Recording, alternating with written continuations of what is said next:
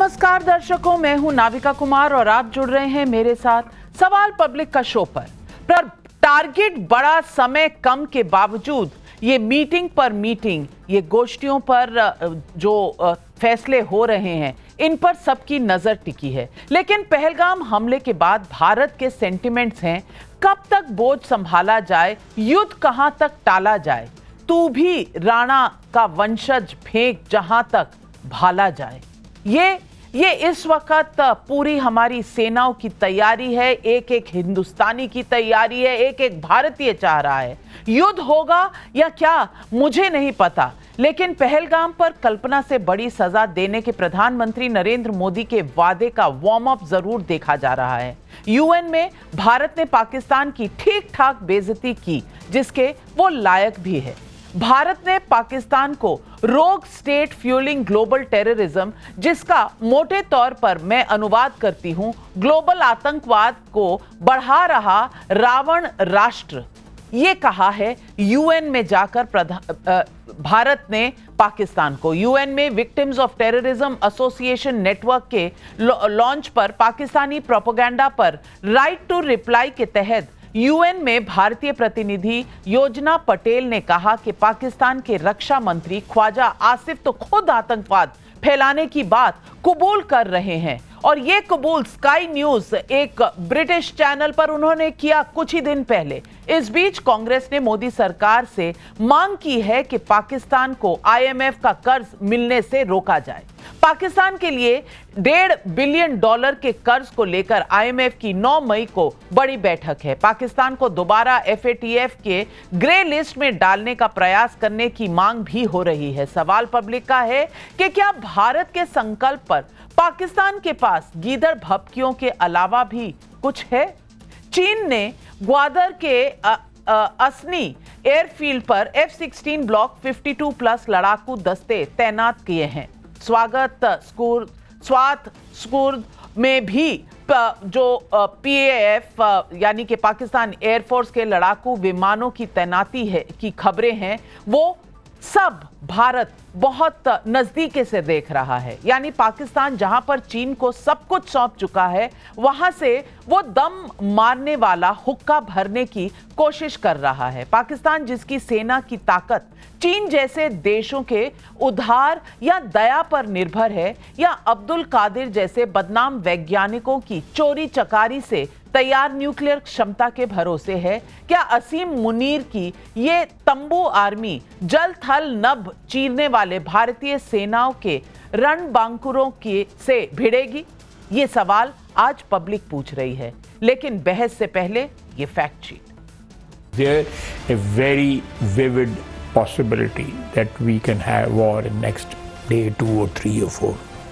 Day 2 or 3 or 4? Yeah, because मेरा मतलब अगर 15 दिन बाद हुई तो वो मोदी का इलेक्शन हो जाएगा वहाँ पे, मैं वोट लेने हैं, ये भी देखें ना, वहाँ पे इलेक्शन डेट भी चेक करें। आतंकिस्तान का ऐसा प्रोपेगेंडा देखकर कोई भी माथा पीट ले। आपने पाकिस्तान से इंतकाम लेने की बात की है, मोदी जी, लाहौर आपको कह रहा है। ताहत नजर लाहौर का इज्तिमा आपको पैगाम दे रहा है कि जरा आगे तो बढ़िए, सन 65 का हशर अहालिया ने लाहौर दोबारा न कर दे। आतंकिस्तान का ऐसा बड़बोलापन देखकर कोई भी 93,000 पाकिस्तानियों का सरेंडर ना दिखाए तो क्या करे? 7 अक्टूबर 2023 से उस दिन से मोदी इसराइल का हामी।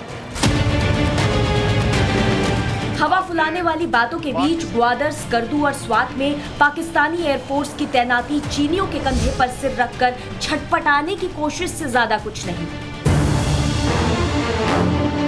इस बीच पाकिस्तान के विपक्ष के वहां के प्रधानमंत्री शहबाज शरीफ के लिए क्या ख्यालात हैं, जरा वो भी सुन लीजिए। जो शहबाज शरीफ है, जिसको मैं प्राइम मपेट कहता हूं, उसने पाकिस्तान मिलिट्री अकेडमी काकुल में परसों जाके जो तकरीर की है, उसने एक किस्म के हथियार हिंदुस्तान के सामने डाल दिए। वो बुज़दिल शख्स है। पाकिस्तान में मची मारकाट के बीच पहलगाम पर भारत का जवाब चौतरफा है। ये वाला वार यूएन प्लेटफॉर्म से हुआ।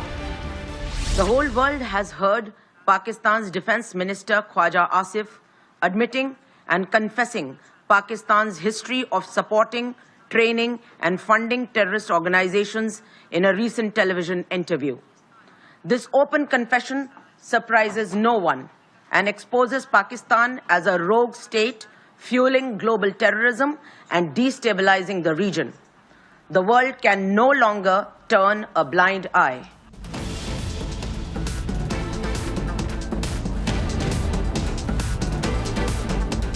तो आज पब्लिक पूछ रही है सवाल, भारतीय सेनाओं को मोदी की खुली छूट के बाद क्या पाकिस्तान पर सीधी चोट 100% पक्की है?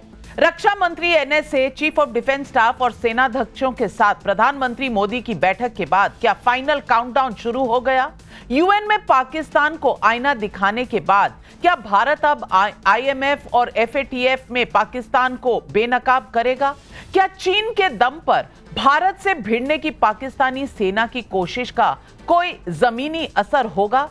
यही सवाल पब्लिक पूछ रही है और पब्लिक के इन सवालों को जवाब देने के लिए हमारे साथ जुड़ रहे हैं बीजेपी के राष्ट्रीय प्रवक्ता शहजाद पूनावाला, मेजर गौरव आर्या, स्ट्रेटेजिक मामलों के एक्सपर्ट हमारे साथ यहां सवाल पब्लिक का शो पर जुड़ रहे हैं, मुकीम अहमद पाकिस्तान के पत्रकार हैं हमारे साथ, उज़मा करदार पीएमएलएन की लीडर हैं, अब्दुल समाद यकूब पीटीआई के नेता हैं। और मैं पहले याकूब साहब आपसे पूछना चाहती हूं, ये 4 प्लेन जो उधार पर चीन से लिए हैं और आपने जो आउटसोर्स कर दिया है चीन को पूरा डिफेंस पाकिस्तान को, क्या ये गीदड़ भभकी भारत को दिखाने के लिए काफी है? आपको लगता है इससे जंग में कहीं आप कोई भी कहीं पर भी झंडा गाड़ पाएंगे?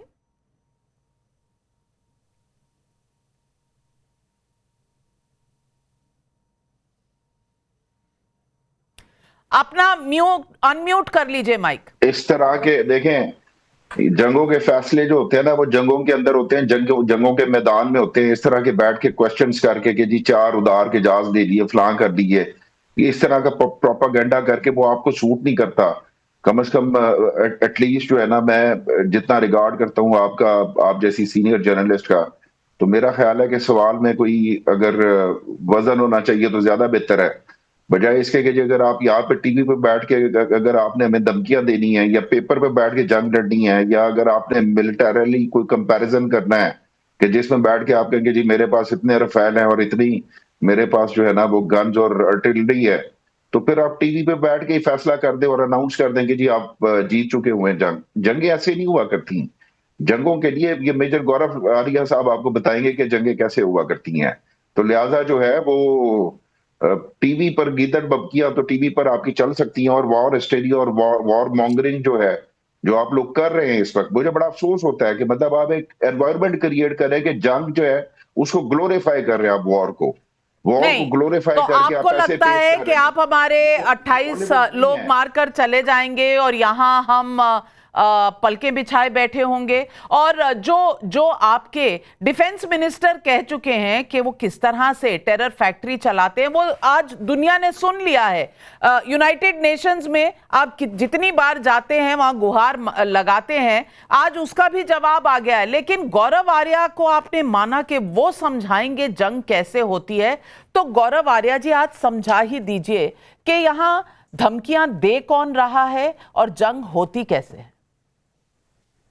थैंक यू नाविका अपने प्रोग्राम में बुलाने के लिए। 2 चीजें हैं कि ये 2 लोग हैं, एक तो आपने ख्वाजा आसिफ की धमकी सुनाई और दूसरी आपने सुनाई मौलाना फजलुर रहमान की। अच्छा, ख्वाजा आसिफ कुछ साल पहले यही पाकिस्तानी फौज को उल्टी सीधी बातें बोल रहे थे असेंबली में खड़े होके कि लोगों ने सरेंडर कर दिया, पूरी कौम को बर्बाद कर दिया। मैं नहीं बोल रहा, ख्वाजा आसिफ के वर्ड्स हैं। आज वो शख्स डिफेंस मिनिस्टर है पाकिस्तान का। दूसरा है मौलाना डीजल। मौलाना डीजल का नाम मौलाना डीजल कैसे पड़ा? ये पूछिए, साहब बैठे हैं सामने कि उनको डीजल क्यों कहते हैं पाकिस्तान में। इन्होंने जब बेनजीर भुट्टो प्राइम मिनिस्टर थी, इन्होंने बहुत बड़ा डीजल की डिस्ट्रीब्यूटरशिप लिया अक्रॉस पाकिस्तान, बहुत धांधली करी। तो ये लोग जिनके खुद दामन में दाग है ना, वो लोग धमकियां दे रहे हैं, ऐसा कर देंगे वैसा कर देंगे। ठीक है, हम लोग मीडिया में डिस्कस करते हैं, बट आई वांटेड टू से नाविका, मैं ये कहना चाहता हूं ना कि कौन धमकी दे रहा है पाकिस्तान से? रेलवे का मिनिस्टर जिसकी ट्रेन टाइम पे नहीं आती, डिफेंस मिनिस्टर जिसका काम है फीते काटना, डिफेंस मिनिस्टर, आप पूछ लीजिए कोई पाकिस्तानी पैनलिस्ट से कि डिफेंस मिनिस्टर की पाकिस्तान में क्या वक्त है, मैं अगर प्रूफ कर दे मैं आपकी शो पे माफी मांगूंगा हाथ जोड़ के।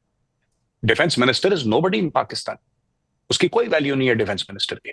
तीसरी बात मैं आपको ये कहना चाहता हूं कि ये जो बात कर रहे हैं, देखिए बिल्कुल बात सही है जो इन्होंने बात बोली कि टेलीविजन स्टूडियोज पे नहीं होती और हम लोग वॉर मॉन्गरिंग कर रहे हैं। लेकिन फिर मैं पूछूंगा, और सारे इनसे नहीं, सारे पाकिस्तानी दोस्तों से, कि भाई पाकिस्तान के आर्मी है उसका मोटो क्या है?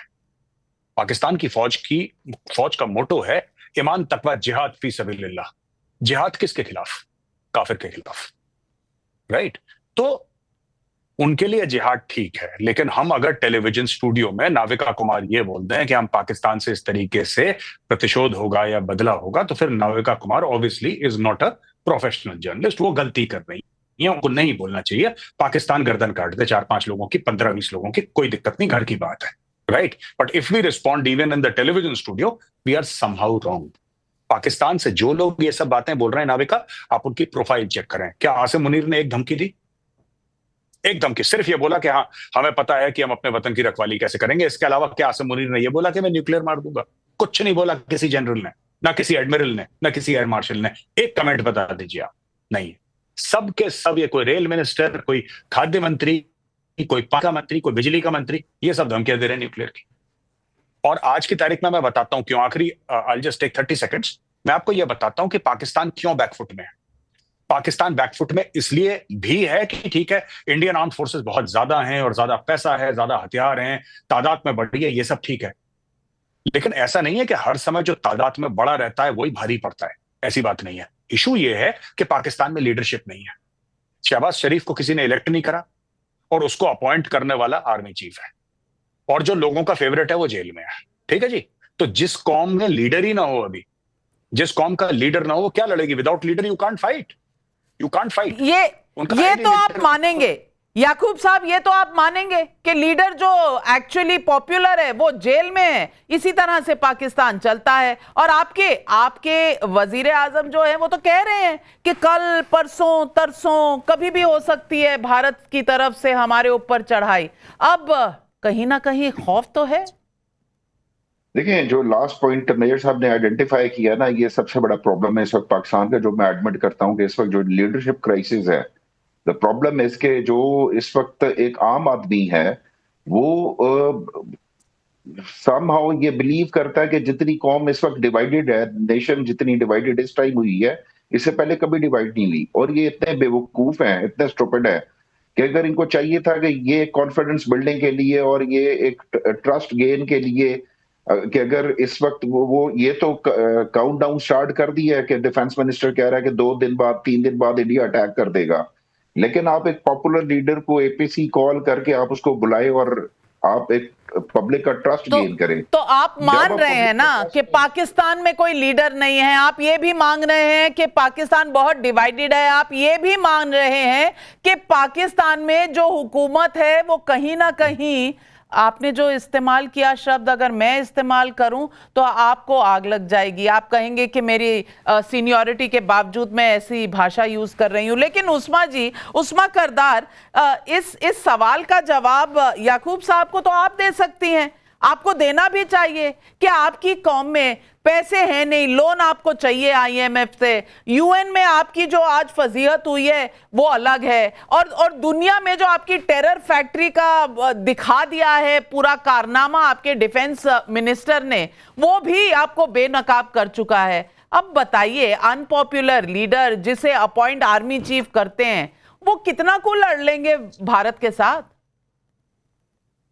देखिए, सबसे बड़ा आप लोगों का प्रॉब्लम ही ये है, पाकिस्तान को बने हुए 75 से ज्यादा साल हो गए हैं, आपको आज तक ये हजम ही नहीं हुआ। आपको ये हजम ही नहीं हुआ कि पाकिस्तान एक रियलिटी है ग्लोब पे, तो आप हर वक्त इसीलिए तलमलाते रहते हैं।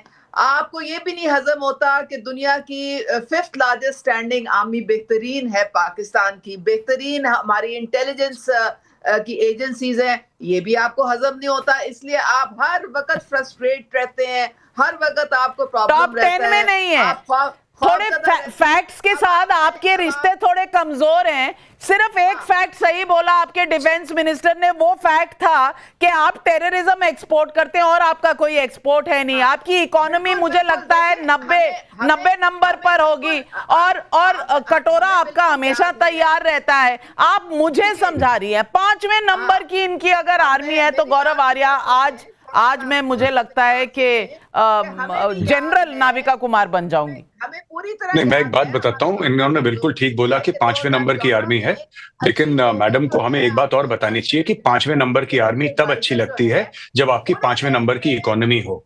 राइट? चाणक्य ने कहा था बहुत पहले, 2500 साल पहले, चाणक्य ने कहा था from the strength of the treasury the army is born. कोई भी देश जिसकी इकोनॉमी बेकार हो, जिसकी इकोनॉमी पुअर हो, उसकी आर्मी अच्छी नहीं हो सकती। तो ये सब बातें आप देखिए, ये कहते हैं कि नंबर 1 इंटेलिजेंस एजेंसी है, नंबर 1 हमारी आर्मी है। इनकी एजेंसी को ये नहीं पता लगता कि कब इनके आर्मी के कैंपों को बीएलए वाले ठोक देते हैं, और इनकी आर्मी को ये नहीं पता लगता कि ठोकने के बाद हमें एक्शन क्या लेना है। राइट? सो टूरिस्ट्स को मारना वो एक अलग चीज है कि निहत्तों को मार दिया। यहाँ पे पाकिस्तानी फौज परसों नरसों इन्होंने 10 बंदे उड़ा दिया पाकिस्तान आर्मी के, एक बटन दबाया बीएलए ने 10 बंदे उड़ गए।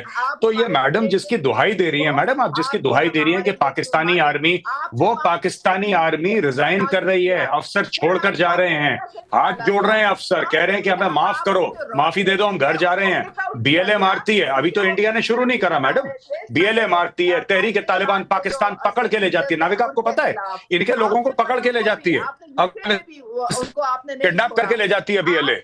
तो ये सब चीजें हैं। बट मैडम ये आप गलत बोल रही हैं।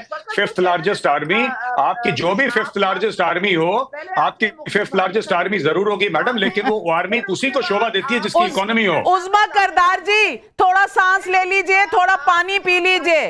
5वें नंबर की आर्मी नहीं है, ग्लोबल फायर पावर को मैं कोट कर रही हूं, फैक्ट है ये। और शहजाद पूनावाला सुन लीजिए, नंबर 12 की ये आर्मी है इनकी, और इतना ज्यादा उनके बारे में बोल रही है उस्मा जी, और उधर कह रही है कि हमें नहीं हजम हो रहा कि पाकिस्तान 75 साल पहले बन गया था। हमें हजम बिल्कुल करना भी नहीं है पाकिस्तान को।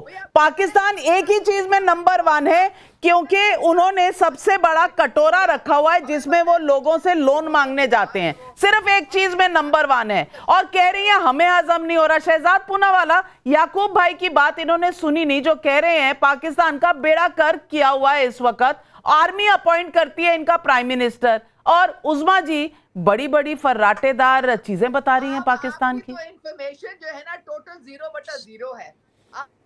मैडम आपकी तरह देखिए, अगर उस्मा जी की इजाजत हो तो कुछ बात हम भी रख दें। जी शहजाद जी।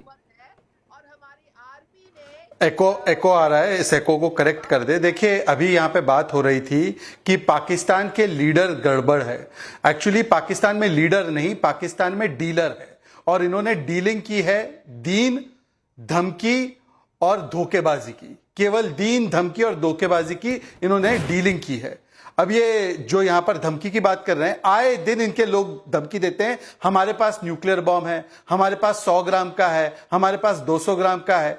ये पूरा देश धमकी पर जीता है, धोखेबाजी करता है, अपने ही एलाइज के साथ आतंकवादियों को पनाह देता है, और फिर किस प्रकार से डिनायल में रहता है। अभी मैडम ने कहा पाकिस्तान की रियलिटी को हमने एक्सेप्ट नहीं किया। पाकिस्तान की रियलिटी का एक अच्छा सा बॉल बनाकर बांग्लादेश ने आपको वो बॉल दे दिया हाथ में, खेलते रहो। और बांग्लादेश के बाद बलूचिस्तान ने भी आपकी रियलिटी का दूसरा बॉल बनाया है, और वो भी आपके हाथ में दे दिया है। जहां तक उस्मा जी है, उस्मा जी आपको पता है अभी हम लोग रफाल खरीद रहे हैं, एक्स्ट्रा रफाल खरीद रहे हैं। जितना पैसा हम रफाल में खर्च कर रहे हैं ना, उतना इनका पूरा बजट है। हमारा डिफेंस का बजट इनके डिफेंस के बजट से 9 गुना ज्यादा है। और आपको एक और फैक्ट बता देता हूं, आपके दर्शकों को आनंद आएगा। पाकिस्तान की कुल इकोनॉमी है कुछ 35 लाख करोड़। हमारी LIC कंपनी ना, इंश्योरेंस बेचने वाली, करने वाली कंपनी, उसका मार्केट एसेट है 50 लाख करोड़। महाराष्ट्र का खुद का इकोनॉमी का साइज है लगभग 55 लाख करोड़। और भारत का तो इकोनॉमी का साइज छोड़ ही दीजिए, आपकी कल्पना के बाहर है।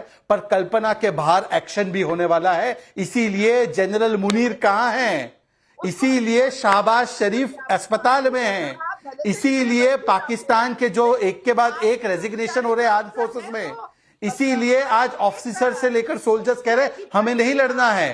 तो ये जो इकोनॉमिक घेराबंदी, जो डिप्लोमेटिक घेराबंदी और जो जलबंदी हो रही है पाकिस्तान की, अब इसी की वजह से ये पाकिस्तान की स्थिति इस प्रकार के डर के माहौल में तब्दील हुई। बिल्कुल सही कह रहे हैं मुकीम अहमद साहब। मुकीम अहमद साहब, सवाल इस बात का नहीं है कि कौन कितनी शेखी मार रहा है। यहां शेखी, war is not an issue जिसपे कोई शेखियां मारे।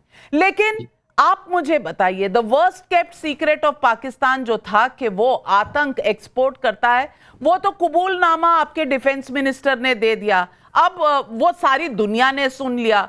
उसके बाद चीन के ऊपर कितनी आपकी डिपेंडेंस है अपनी डिफेंस सिक्योरिटी के लिए, वो दुनिया जानती है। मुनीर साहब कहाँ हैं, ये पूरी पाकिस्तान लालटेन लेकर ढूंढ रही है।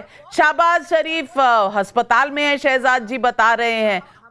मुझे ये बता दीजिए कि अगर पाकिस्तान कह रहा है कि कोई एडवेंचरिज्म नहीं होना चाहिए, तो पाकिस्तान ये टेररिज्म का एक्सपोर्ट कब बंद करेगा? क्योंकि डॉसियर खेलने का समय तो चला गया, और अब जब खबर लेने का समय आया है तो पाकिस्तान घबराया हुआ क्यों है? देखिए, अब ये आपका एक परसेप्शन है कि पाकिस्तान घबराया हुआ है, लेकिन आपकी घबराहट मुझे समझ नहीं आती कि ये एक और फॉल्स फ्लैग ऑपरेशन आप करने जा रहे हैं। आपके जानिब से जो कुछ एलिगेशन लगाए गए हैं उसका अब ये सुनिएगा आराम से प्लीज, और माइक बंद न कीजिएगा जैसे उस्मा कारदार का किया। ये गुजारिश ये है कि कोई प्रूफ अभी तक सामने नहीं आया। 6वां या 7वां दिन है उस घटना के बाद। आपने 100 एम्बेसडर्स को इनवाइट किया था दिल्ली में, उसमें कोई प्रूफ उनको पेश नहीं किया गया। न्यूयॉर्क टाइम्स की रिपोर्ट है कि पाकिस्तान के ऊपर ये ब्लेम डाला जा रहा है। दूसरा, रॉबिन राफेल जो अभी जजाद भाई अभी आपकी बारी है मेरे बाद। हाँ, रॉबिन राफेल जो साबिक नायब वजीर खारजा हैं अमेरिका की, उन्होंने कहा, वैसे न्यूयॉर्क टाइम्स को अमेरिका के फॉरेन डिपार्टमेंट ने करेक्ट कर दिया है। आपने नोट ना किया हो तो आपको भिजवा दूं वो फैक्ट शीट, क्योंकि फैक्ट शायद आप लोग देखते नहीं है। मैं जिस न्यूयॉर्क टाइम्स का आप हवाला दे रहे हैं ना, मैं हवाला दे रहा हूँ, ठीक है, हाँ, उसको अमेरिका फैक्ट चेक कर चुका है। देखिए, मुझे वक्त देते हैं, फिर आप बाद में दुरुस्ती कर लीजिएगा। मेरी बात तो मुकम्मल होने दें, आप इजाजत दें ना मुझे, जब बुला लिया तो बोले जी। और फिर जो रॉबिन राफेल हैं साबिक वाइस फॉरेन मिनिस्टर, उन्होंने कहा कि जी घटना के 5 मिनट के बाद ही पाकिस्तान पे इल्जाम लगाना और दोषी ठहराना दुरुस्त नहीं है। आपके यहाँ से सुब्रमण्यम स्वामी जी क्या कह रहे हैं, वो इस्तीफा मांग रहे हैं नरेंद्र मोदी जी का। आपके कर्नाटका के वजीर आला सदरमत स्वामी राव साहब वो फरमा रहे हैं कि जनाब ये सारा ड्रामा है। आपके यहाँ से ये आवाजें उठ रही हैं कि ये बिहार का इलेक्शन जीतने के लिए फॉल्स फ्लैग आप जिनका नाम ले रहे हैं, नाम तो सही ले लीजिए, लेकिन उनका भारत के पॉलिटिक्स में और डिसीजन मेकिंग में कितना रोल है ये भी आप तय कर लीजिए। अब यूं तो बोलने वाले आपके ट्विटर पर, आपके अखबारों में क्या क्या लिख रहे हैं मैं आपको क्या बताऊं, आप बेहतर जानते हैं। लेकिन गौरव आर्या ये कहते हैं हम नहीं घबराए हुए, भारत घबराया हुआ है, और भारत ने 5 मिनट में बता दिया। भारत को बताना ही था ना, हम तो जानते हैं इनके नक्शे कदम किस तरह के हैं, ये तो हम जानते ही हैं। नहीं, बिल्कुल। पहले तो मैं उस्मा जी को बोलना चाहता हूं कि उस्मा जी, आप में क्या ऑफ का बटन नहीं है मैडम? क्या आपको नहीं पता कि आपका फेडर डाउन है? आप लगातार 15-20 मिनट से बोल रही हैं। मैडम रुक जाइए मैम, वो आपको, ma'am please allow me to come. Ma'am देखिए, मैंने तो आपके बीच में नहीं बोला मैम, मैं आपके बीच में बिल्कुल नहीं बोला। मेरी आपसे रिक्वेस्ट है, आप मुझे बोलने दें please, it's my humble request ma'am. देखिए, ऐसा है, 2 चीजें हैं यहाँ, ठीक है ना? आप कुछ भी बोलें, फॉल्स फ्लैग ऑपरेशन, या हर समय, अब वो साहब जो थे वो टाई पहने हुए हैं, पाकिस्तान के पैनलिस्ट, मैं माफी चाहता हूं मैं उनका नाम नहीं जानता, वो कह रहे हैं कि साहब ये जो पूरा मामला है ना, एक साबिक किसी अमेरिकन ऑफिशियल ने ये बोला है कि 5 मिनट, वो इसीलिए साबिक है क्योंकि वो बकवास करती थी। Now she does not have a job, she is gone, retired. और ये रैंडम किसी गोरे को पकड़ना और ये सोचना कि क्योंकि गोरे ने बोला है तो ये सुपीरियर स्टेटमेंट है, अरे उसका औहदा क्या है, किस कुर्सी पे बैठी है? साबिक है ना, तो साबिक को take it with a pinch of salt. Sabiq तो कुछ भी बोलते हैं, इट डजंट मैटर, है ना? उसको पूरा पाकिस्तानी मीडिया प्ले कर रहा है। दूसरी चीज मैं आपको बताता हूं कि द वे वी थिंक, ये आप कहते हैं कि 5-10 मिनट के अंदर प्रूफ कैसे मिल गया? पूरा का पूरा इस्लामिक जिहाद कश्मीर में पाकिस्तान ने शुरू कर रखा है, ठीक है। और अगर आप मेरी बात समझें तो मैं ये कहना चाहता हूं कि भारत प्रूफ ढूंढ ही क्यों रहा है इस चीज में। If it is terrorism, it is defect, तो पाकिस्तान हमारा रिस्पॉन्स होना चाहिए कि अगर कश्मीर में कोई भी वाकया होता है, वो करने वाला पाकिस्तानी हो या लोकल हो, उससे कोई फर्क नहीं पड़ता। Immediately within 5 minutes there should be a response along the line of control. कहानी खत्म। इतना स्ट्रेस नहीं लेना किसी चीज का। और आखिरी चीज, last thing I would like to say, कि देखिए मैं आपको बात बता रहा हूं, भारत को जो रिस्पॉन्स करना है भारत करेगा, और कल के बाद आपको अनफोल्डिंग, कल शाम को 4-5 बजे के बाद आपको उसकी अनफोल्डिंग दिख जाएगी, आपको पता लग जाएगा जनरली किस डायरेक्शन में भारत कल शाम को 4-5 बजे के बाद, 4-5 बजे के बाद आपको, मैडम मेरी बात सुन लीजिए, मैम नहीं बहुत बड़ी बात कह रहे हैं उस्मा जी, घर के दरवाजे देख लीजिए, कल शाम को 4-5 के बजे के बाद कुछ हो सकता है। गौरव आर्या जी बोल रहे हैं जी। मैं ये कह रहा हूं कि कल शाम को 4 और 5 बजे के बाद आपको जनरल डायरेक्शन पता लग जाएगा कि भारत किधर जा रहा है। Tomorrow is the day when the government, the Modi government will take a decision कि कैसे करना है। अब किसी साबिक अमेरिकन गवर्नमेंट ऑफिशियल ने क्या बोला, आप क्या सोचते हैं, मैं क्या सोचता हूं, बड़ी बात कह रहे हैं हम सबके जी, ये कल हो जाएगा। कल के बाद, कल फैसला है, कल फैसले की दिन है, कल फैसले की रात है। कल के बाद आपको फिर उसके बाद जो भी होना है, बिल्कुल कल 24 घंटे की मोहलत है, तय हो जाएगा कल भारत कौन सी जगह, कौन सा टाइम इस्तेमाल करेगी, कब, कहां और किसको टारगेट करेगी, ये तय हो चुका है। कल का दिन बड़ा दिन है और पहलगाम का बदला लेने का समय आ गया है। प्रतिशोध की आग में जल रहा है ये देश। कल फैसले की घड़ी है। इससे पहले कि हम इसके बारे में और जानकारी बताएं, चलते हैं पहलगाम पे शुरू हुई राजनीति की तरफ।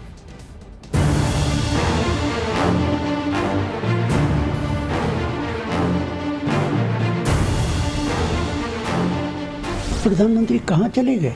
गर्दन होनी चाहिए, नहीं होनी चाहिए, निश्चित तौर से प्रधानमंत्री की और हर आदमी की गर्दन अपनी जगह होनी चाहिए। उन्होंने हिंदू का पूछ कर मारा, अरे कोई टेररिस्ट को पूछने तक समय होता है क्या? Pakistan's word should be accepted that it is not involved in Pahalgam. Whatever has to be done across the table. They should sort it out. Sir तन से जुदा आज लश्करे पाकिस्तान कांग्रेस की विचारधारा आधारशिला उनका चरित्र बन गई है।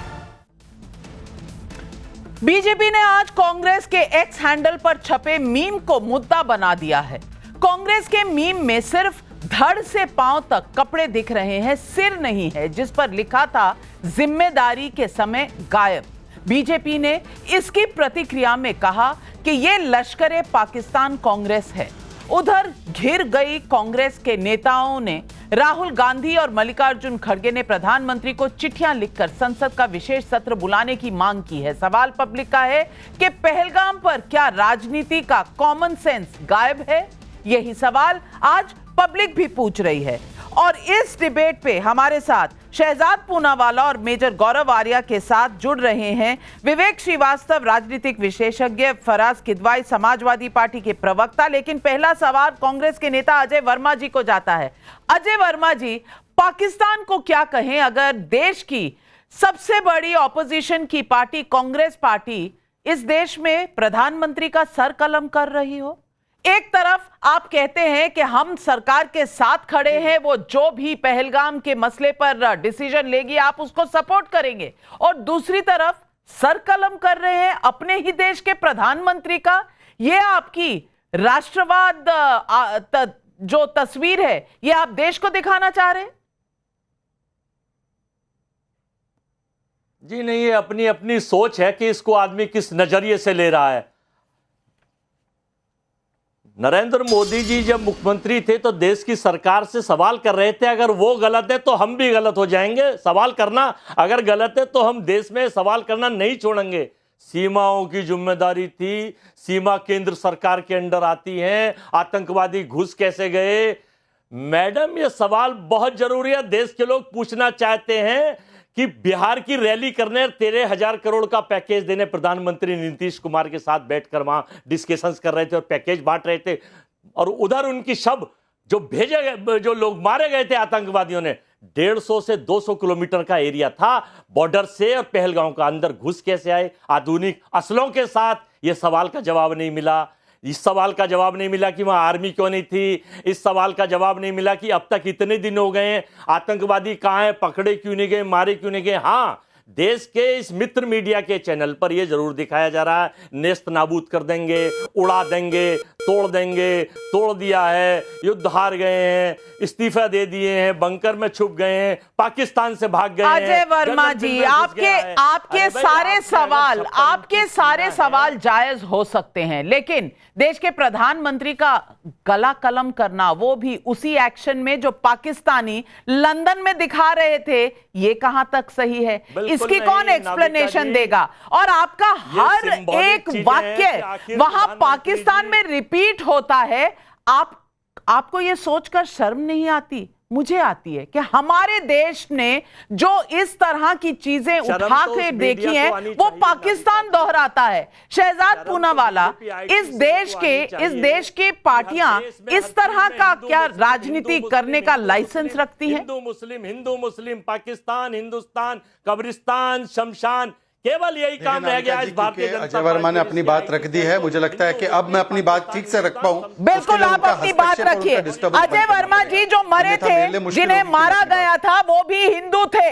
आपको लगता है कि किसी के पास समय नहीं था पूछने का, हिंदू हो या मुसलमान? पर वहां पर जिन पर आप बीती है, उन्होंने कहा है। लेकिन आप कहां शहीदों की बात मानते हैं? आपको तो हर चीज का प्रूफ चाहिए। आपको तो मुसलमानों को कवर फायर देना है, चाहे वो पाकिस्तान के हो। ये आपकी फितरत है। Fader down, Shehzad Poonawalla. वो मारे क्यों नहीं गए अब तक लोग? देखिए, मेजर गौरव आर्या ने बार बार एक बात जो जनरल बिपिन रावत की है, उसको अनेकों डिबेट में रिपीट की है कि 2.5 फ्रंट वॉर। ये 2.5 फ्रंट वॉर क्या है? एक फ्रंट पे चाइना, एक फ्रंट पर पाकिस्तान, और आधा फ्रंट जो है वो घर में बैठे ऐसे पाकिस्तान परस्ती और आतंकवाद के प्रति सॉफ्ट कॉर्नर रखने वाले लोग हैं। और आज भी देखिए ना क्या करा गया। जो इशारा पाकिस्तान की एम्बेसी से होता है, उसी इशारे को डिपिक्ट किया गया आईसिस स्टाइल, और उसको आगे बढ़ाता कौन है? चौधरी फवाद।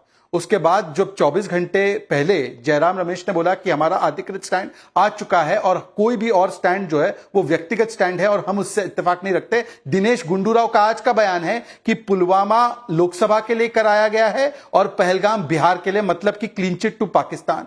जो रॉबर्ट वाड्रा का बयान था ना, आज प्रदीप दत्ता आपके होनहार रिपोर्टर ने दिखाया है कि पाकिस्तान की एम्बेसी के बाहर हिंदुत्ववादियों को दोष देने वाली लाइन पाकिस्तान ने अपना ली है और ग्लोबल प्लेटफॉर्म पर कहा जा रहा है कि देखिए सिद्धरमैया का बयान, देखे तारिक कर्रा का बयान, देखे संतोष लाड का बयान, देखे थिमापुर का बयान, देखे विड़त्तीवार का बयान, हमने कुछ नहीं किया। और ये आज की बात नहीं है, 26/11 के बाद सेम स्टोरी, समझौता के बाद सेम स्टोरी, पुलवामा के बाद सेम स्टोरी। पाकिस्तान को क्लीन चिट दो, किस प्रकार से इस्लामिक जिहाद पर लीपापोती करो, और जब भारत की सेना एक्शन लेती है तो सर्जिकल स्ट्राइक का प्रूफ मांगो, बालाकोट अटैक का प्रूफ मांगो, और आज जो विक्टिम्स है उनसे प्रूफ मांगा जा रहा है। नाविका जी, हिंदू होने पर मारा गया कि नहीं मारा गया, इस पर भी कांग्रेस पार्टी के नेताओं को संशय है। मैं अजय वर्मा जी से एक सवाल पूछना चाहता हूं, दिनेश गुंडूराव पर क्या कार्रवाई होगी? बता दीजिए आप, क्या कार्रवाई होगी तारिक कर्रा पर? क्या कार्रवाई होगी सिद्धरमैया पर? बता दीजिए और चुप करा दीजिए। 28 लोगों की आत्माएं, उनको अभी मुक्ति नहीं मिली है कि बदला कब लेंगे आप? कब एक सिर के बदले 10 सिर लेंगे? मुक्ति के लिए आप क्या कर रहे हैं अजय वर्मा जी? आप क्या कर रहे हैं मुक्ति के लिए? ये आप मणिशंकर अय्यर से पूछिए जी ना, आप पूछिए ना कर्रा साहब से, जो कह रहे हैं कि पाकिस्तान से बातचीत कर लीजिए।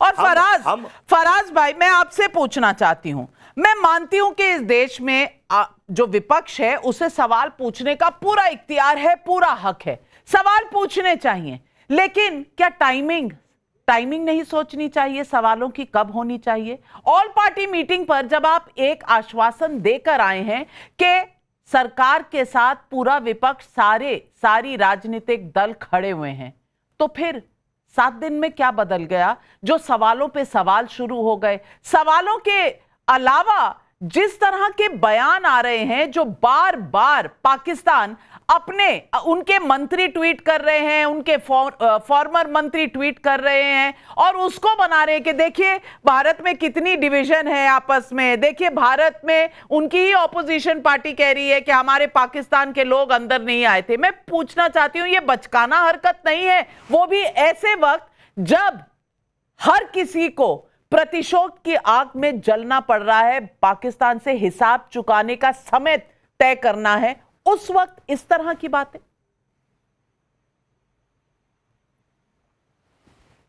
नमिका जी, आई होप पाकिस्तान के आतंकिस्तान के जो वो लोग बैठे हुए थे वो चले गए होंगे, बिकॉज मेरे सामने अभी टेलीविजन नहीं है तो मैं ये देख नहीं पा रहा हूं। I hope they are not in the panel. बिल्कुल, आपको कम से कम मेरी राष्ट्रवाद छवि पर इतना भरोसा होना चाहिए कि अपने देश के लोगों से मैं लड़ सकती हूं लेकिन पाकिस्तानियों के सामने नहीं। मेरे दिमाग में ऐसा कभी नहीं आता कि मैं अपने देश के लोगों को पाकिस्तान के सामने नीचा दिखाऊं। ये फितरत आपकी हो सकती है, विपक्षी दलों की हो सकती है, मेरी कतई नहीं है। ये कभी भी मेरी नियत नहीं होती।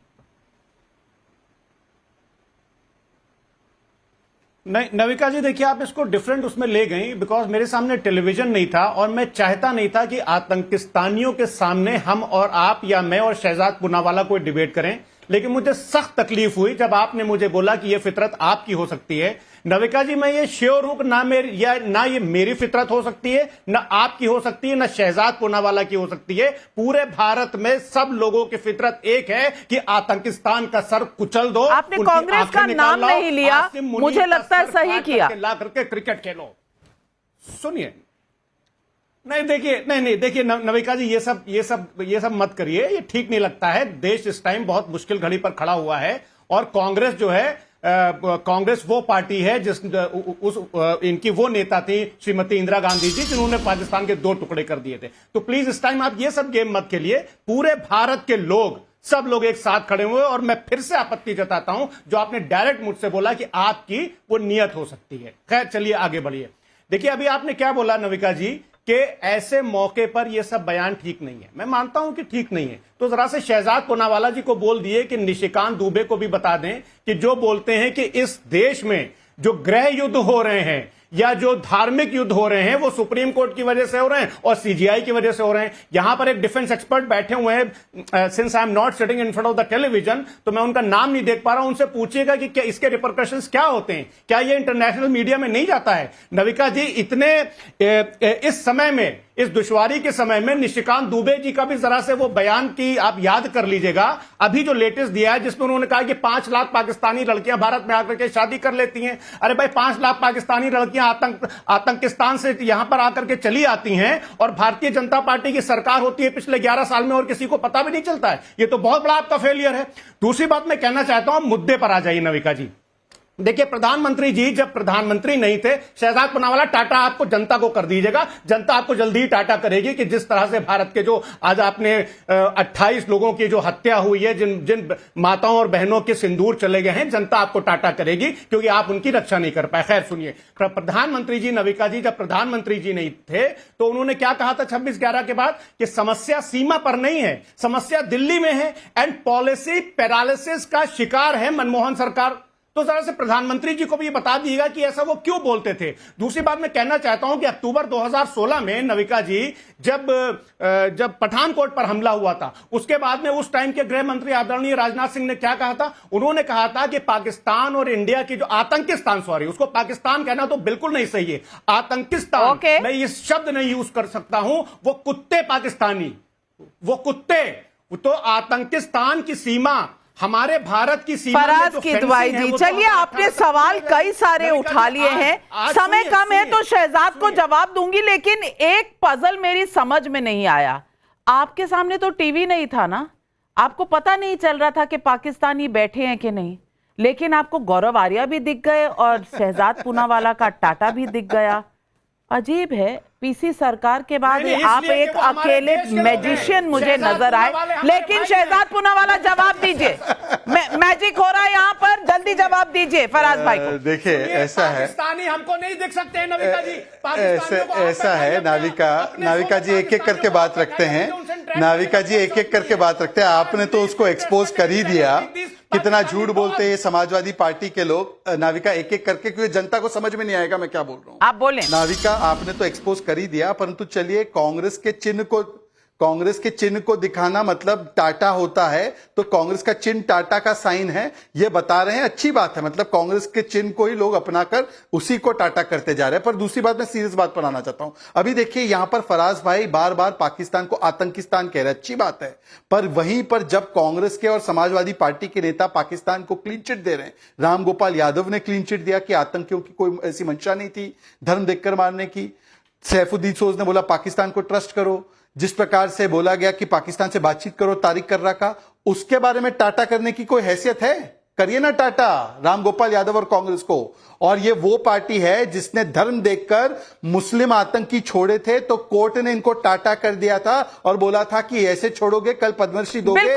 तो ऐसे आतंक को और आतंकियों को और उनके गुनाह को धर्म देखकर टाटा करने वाले लोग कम से कम आज ना बोले, और झूठ बोलना बंद कीजिए। फराज जी, टीवी स्क्रीन दिख रहा था, ये सामने आ गया। समय कम है लेकिन पब्लिक सवाल पूछ रही है। रणधीर का बेतिया बिहार से सवाल है, क्या कांग्रेस पार्टी को इस समय ओवैसी और उमर अब्दुल्ला से कुछ सीखना नहीं चाहिए क्या? कान्हा शर्मा मथुरा से सवाल पूछ रहे हैं, क्या विपक्षी पार्टियों का रवैया देखकर यह नहीं लगता कि ये पार्टियां हिंदुओं पर हुए एक तरफा हमले को नजरअंदाज कर रही हैं?